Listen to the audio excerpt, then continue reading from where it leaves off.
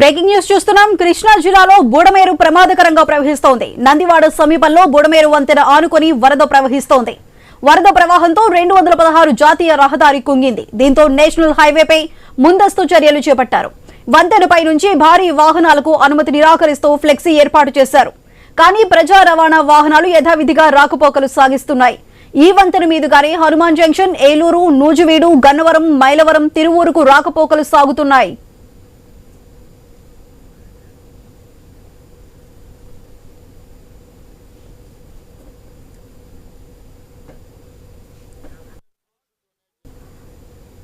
కృష్ణా జిల్లాలో ప్రమాదకరంగా మారిన బుడమేరు దగ్గర పరిస్థితికి సంబంధించి మరింత సమాచారం మా ప్రతినిధి యాకూబ్ అందిస్తారు. యాకూబ్, చెప్పండి. అక్కడ వంతెన కూడా విరిగినట్టు కనిపిస్తుంది. అయితే జాతీయ రహదారిగా వెళ్లే ప్రతి వాహనాలు కూడా అటువైపు నుంచే వెళ్ళాలి.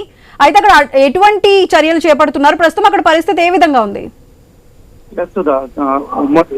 ఉమ్మడి కృష్ణా జిల్లానే కాదు, రాష్ట్ర వ్యాప్తంగా వర్షాలు దంచి కొడుతున్న పరిస్థితి. అయితే ఇప్పుడు వాగులు వంకలు కూడా పొంగి పొర్లుతున్న పరిస్థితి. ఈ నేపథ్యంలో కృష్ణా జిల్లాలోని నందివాడు సమీపంలో బుడమేరు వంతెన ఉగ్రరూపం దాల్చిందని చెప్పుకోవచ్చు. జాతీయ రహదారి 216 జాతీయ రహదారికి ఆనుకొని వంతెన ఉండటం, ఆ వంతెన దగ్గరలోంచే ఈ ప్రవాహం కొనసాగడంతో కొంత అక్కడ ప్రజలు ఆందోళన వ్యక్తం చేస్తున్నారు. అయితే మరో పక్కన ఇప్పటికే నేషనల్ హైవే అథారిటీ కూడా అక్కడ హెచ్చరికలు జారీ చేసింది. హెవీ వెహికల్స్ అదేవిధంగా రవాణా ఇక్కడి నుంచి వెళ్ళొద్దు అని కూడా ఒక హెచ్చరికలు అయితే జారీ చేసింది. కానీ ప్రస్తుత పరిస్థితుల్లో అక్కడ ఖచ్చితంగా ఆ రూట్ లో ఉంటే నూజివీడు, ఏలూరు, అదేవిధంగా గన్నవరం, మైలవరం, తిరువూరు నియోజకవర్గాలకు సంబంధించి ఆ రోడ్ లోనే వెళ్లాల్సిన పరిస్థితి.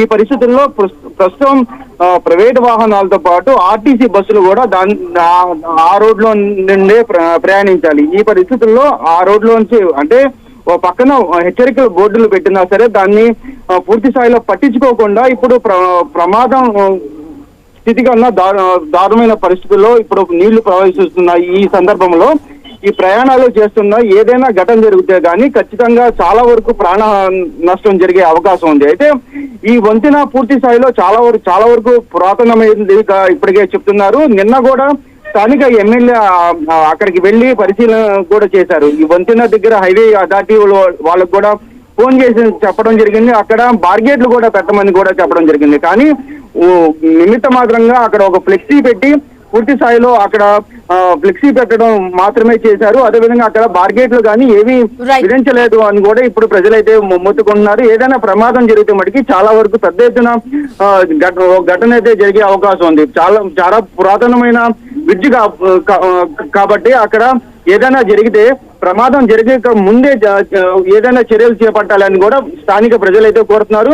మరో పక్కన కొంత ఉద్రిక్త వాతావరణం ఇప్పటికే నీటి వాతావరణం కొనసాగుతున్న నేపథ్యంలో ఈ రోజు ఎవరైనా తగ్గుముఖం పడితే కొంత ప్రశాంతంగా ఉండదు. లేని పక్షాన మరింత ఉద్రిక్త అయ్యే అవకాశం ఉంది. ఆ బ్రిడ్జ్ కూడా దాటి వచ్చే అవకాశం. Thank you.